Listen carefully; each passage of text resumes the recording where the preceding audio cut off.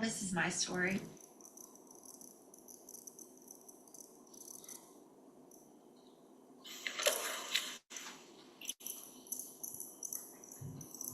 This is my story.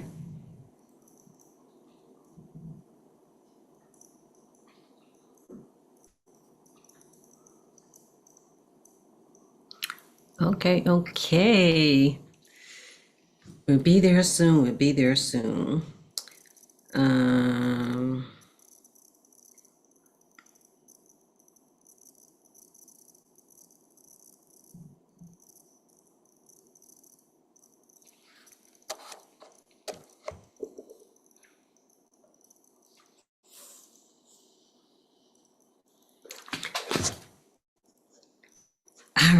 all right. And so, one thing that came across my mind is what are your quirky habits, your preferences, those things? It's like you just got to do it in this way because if you don't, it's like things don't go right, your day is not the same in those things.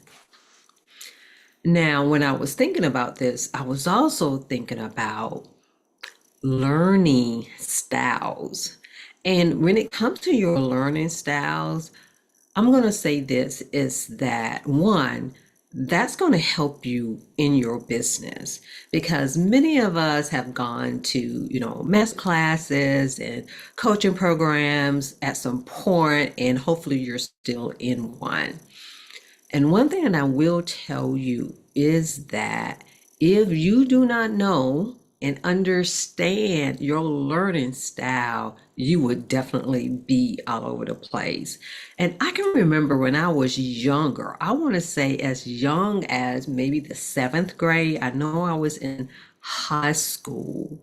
I mean, I'm saying high school, in middle school, and I definitely saw it in high school as well in that it's like I knew that I was a auditory learner and a visual learner. And I'm still that way to this day. And what about you? How would you identify your learning styles? Now, if you don't know what that is, and I got something because I want to make sure I don't miss them. I want to share with you the different learning styles. And so generally, I'm going to say there's visual, there's auditory, there's reading, there's writing, and then there's kinesthetic. And then there's some other things that kind of go along the way too, in which, of course, there's a combination, which the combination, there's solitary, social learning, and logical as well. And so with the visual and then there's verbal, they kind of separated those things out. Now, when it comes to the visual and the auditory, I'm going to say that that is pretty self-explanatory. And when it comes to the kinesthetic, that's more like hands-on physical. And then, of course, a combination. And then when it comes to the social, that you like new things inside a group, such as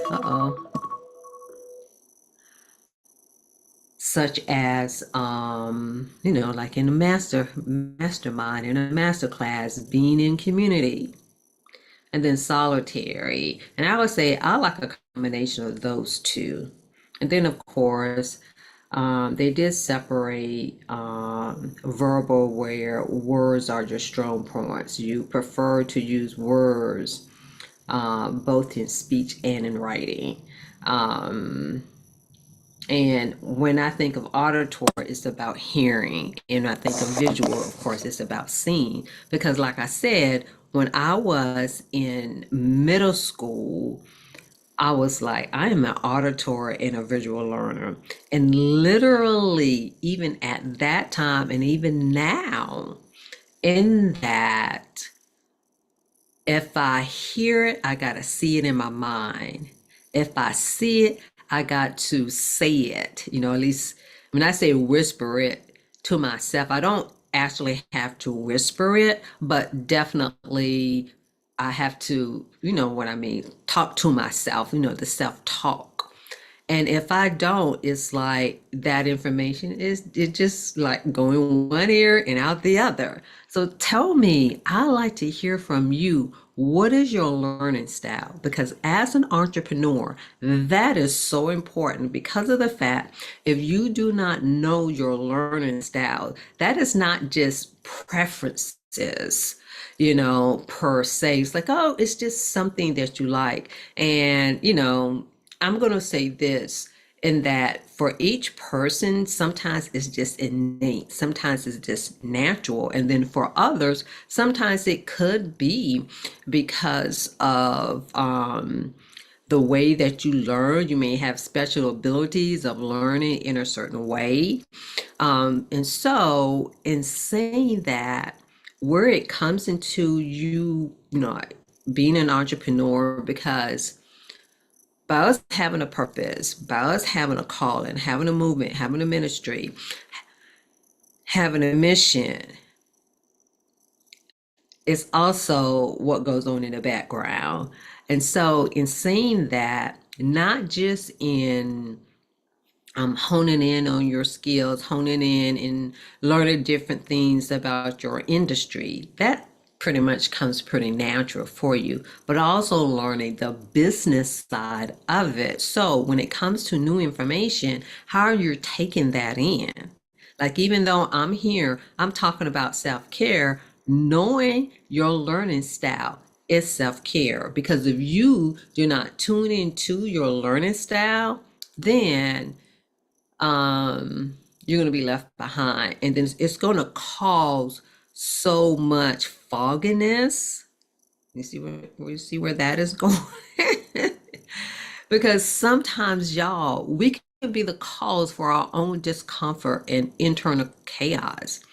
And it took me a while to remember, to truly remember, because when I was in, especially grad school, I did it some in undergrad, but definitely grad school. It's like, when I'm studying, especially if it was a concept or a class that for whatever reason it just wasn't clicking per se, in that I had to, let's say I write my, let me back up.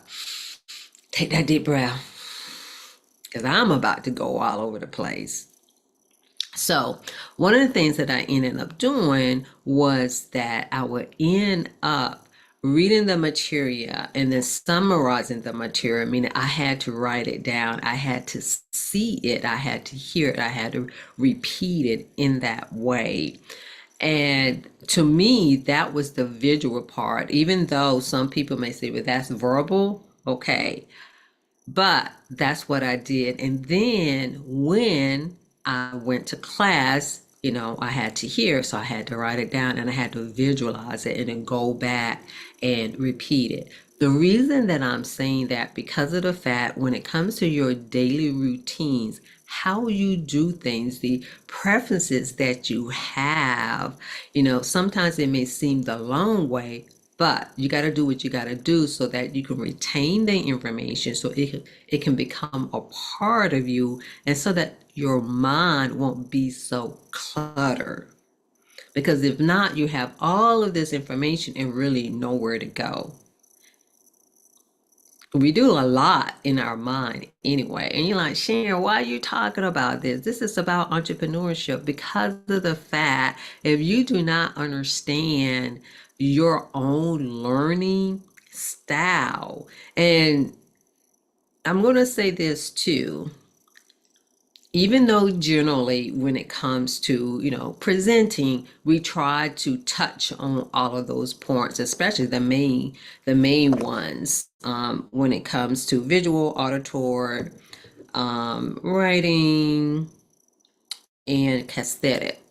We try to touch on all of those, but as an adult learner, it is your job to pick up the pieces a really good example of this is David Goggin.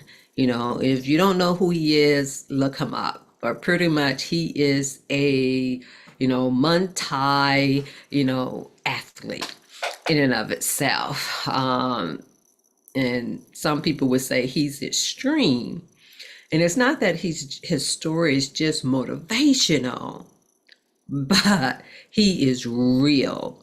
But one of the things, I'm going to say this, one of the reasons he said that he does things to the extreme, not verbatim what he said, because he realized what it did to his mind, what it did to his brain, where it helped calm him down. But anyway, with David, he is, I don't know the exact name of it, but he does firefighting in the woods, in the forest and things like that. And he is becoming something. I know it has something to do with maybe an EMT or something like that. I don't remember exactly, but I know he was studying for something.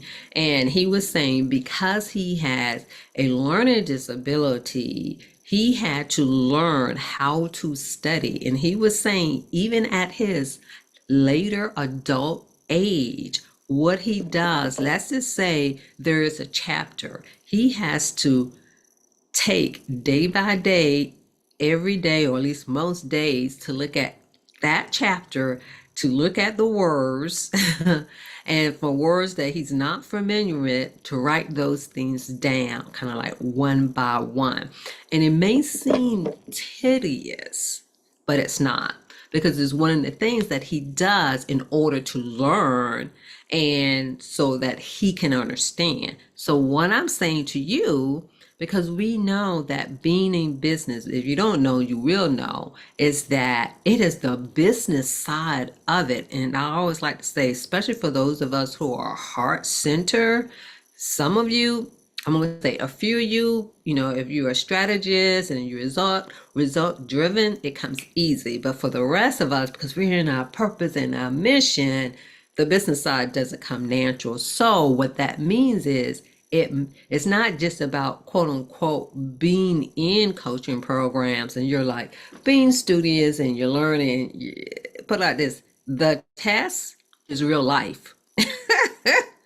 So in saying that, by you being honest with yourself or where you are when it comes to your learning, are you able to learn something?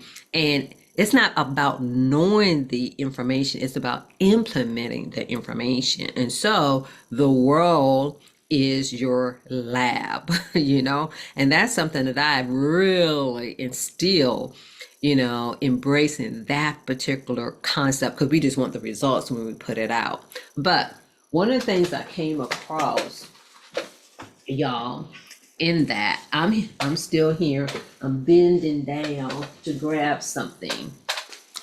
Remember, I was telling you that I had to write things down, especially when I'm studying something, and sometimes, especially when something is new. So one of the things that, let me say this.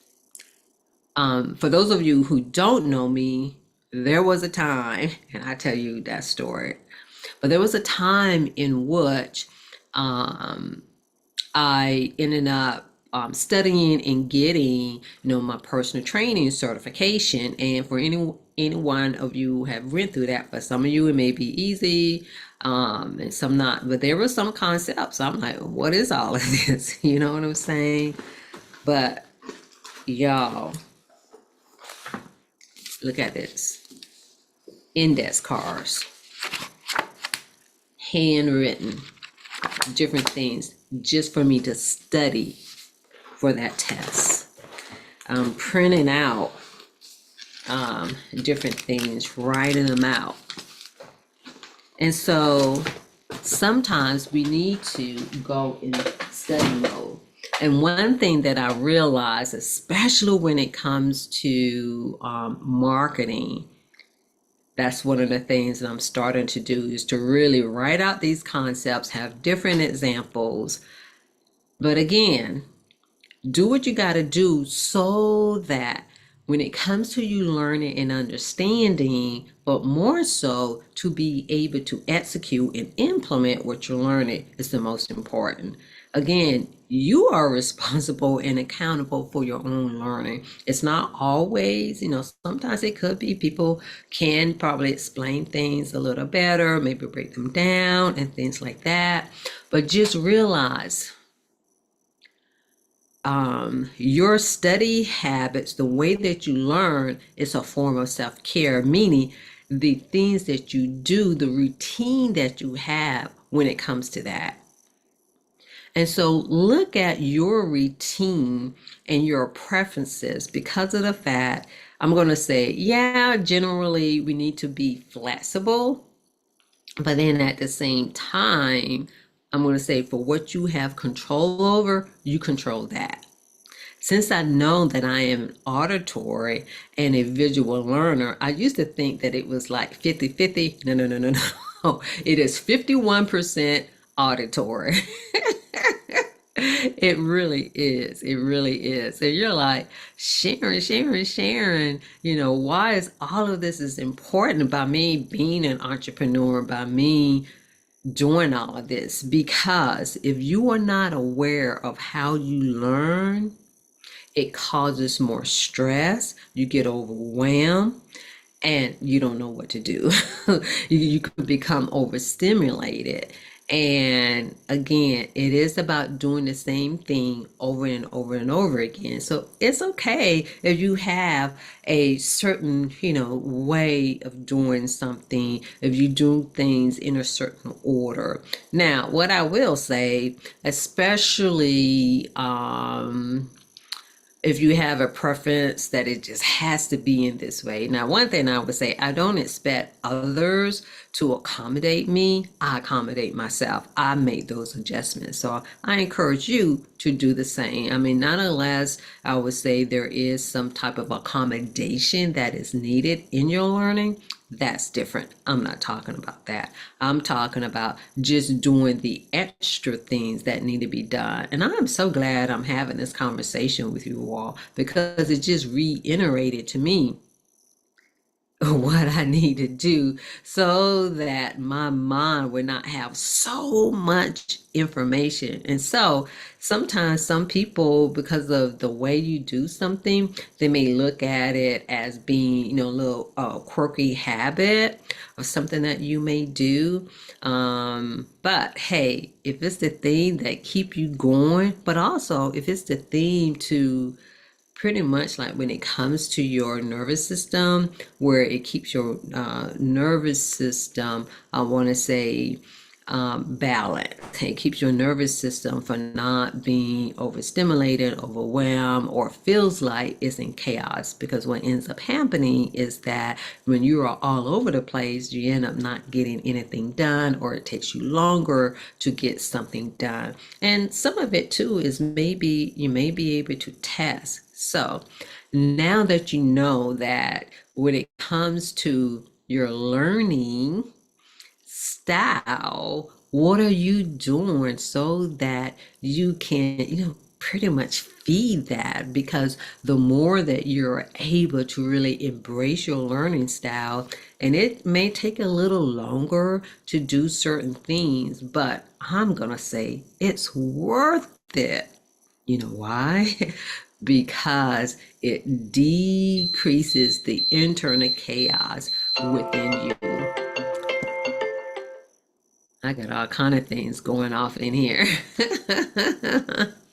And so for those of you who's like, hey, you know what? I need some help with these learning style. I need some help in trying to come up with a plan or being in a community to help you, to be in a space to help you with that pace. Because a lot of times what ends up happening is that you're all over the place, you're doing too much instead of at least slowing down enough to at least plan things out. We have a circle for you. And that circle is Fortitude Free Circle. And with Fortitude Free Circle, it is for entrepreneurs so that you can supercharge your self-care. It is so that you can build discipline of whatever you're learning around your learning style, so you can embrace the challenges that get in the way of you learning, and you can sustain resilience when it comes to whatever it is that you're learning, so that you won't be all over the place. And so with Fortitude Free Circle, it is a community for female entrepreneurs, especially for those of you who are 40 plus, so you can have a place, you can have a space where you won't be so overwhelmed, and to give you that nudge to say, hey, did you integrate this? Did you do this? Slow down a little bit. You're going to get it done, because we don't want you doing too much in and of itself. So for those of you who are interested in to come inside the circle, comment circle, so that you could get that information. All right. And so make sure that you identify your learning style so that you can feed it, so you can learn, but more so you can implement and execute the things that you need. Anyway, I will see y'all next time.